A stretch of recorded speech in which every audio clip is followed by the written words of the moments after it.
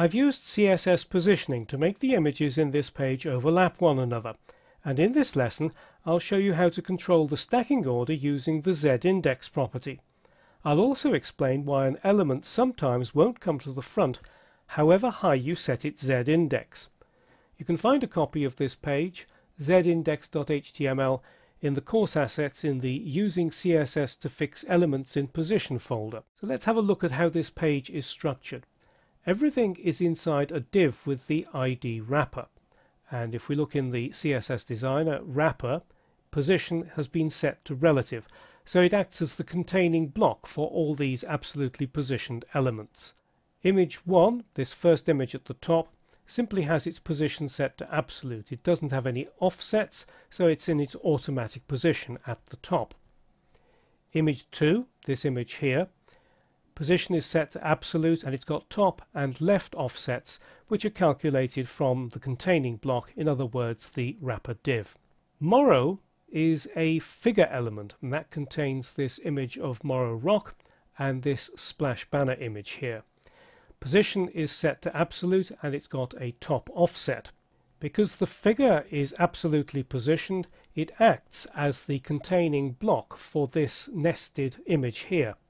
So destination, that's also absolutely positioned, and it's got negative top and left offsets, which explains why it's slightly up and to the left of the figure element. I deliberately set the top position of each element so that the images overlapped each other, and the reason that each successive one is in front of the other is because that's the order in which they appear in the underlying HTML. If I were to take the first image, cut it, and then go down a little bit lower and paste it after the first image, then refresh live view, the images aren't actually swapped in position. They're absolutely positioned after all, so their position won't change. What has changed is the stacking order. This first image is now second in the underlying HTML, so it appears in front of this image which is before it in the HTML. So let's see what we can do to bring this image to the front. So select Style and it's image 2, and in the Layout section scroll down a little bit further, and then there is Z-index, and if you click that it opens this little menu, select Value, and then if I type 1 in there it brings it to the front. But it not only brings it in front of this one, it also brings it in front of this one. So once you set the Z-index property of an element, it brings it in front of all the others that don't have a Z-index. So if I want to bring this one back in front, I have to set its Z-index.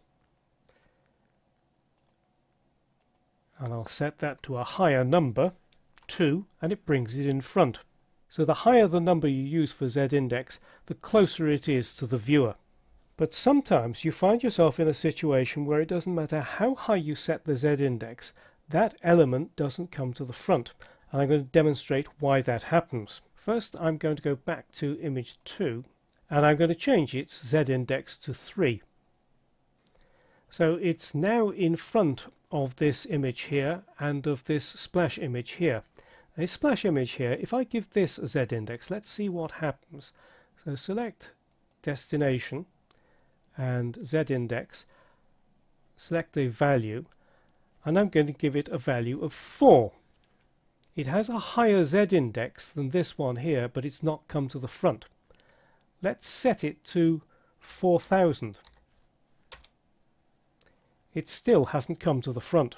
It doesn't matter how high I try to set Z-index for this destination banner here, it will never come to the front. And the reason for that is because its containing block has a lower Z-index than this one here. So Morrow has a Z-index of 2, whereas image 2 has a Z-index of 3. If you're working with nested positioned elements, it's the Z-index of the containing block that determines which appears on top. Fortunately, this situation is relatively rare, but it's useful to know why Z-index sometimes doesn't seem to work.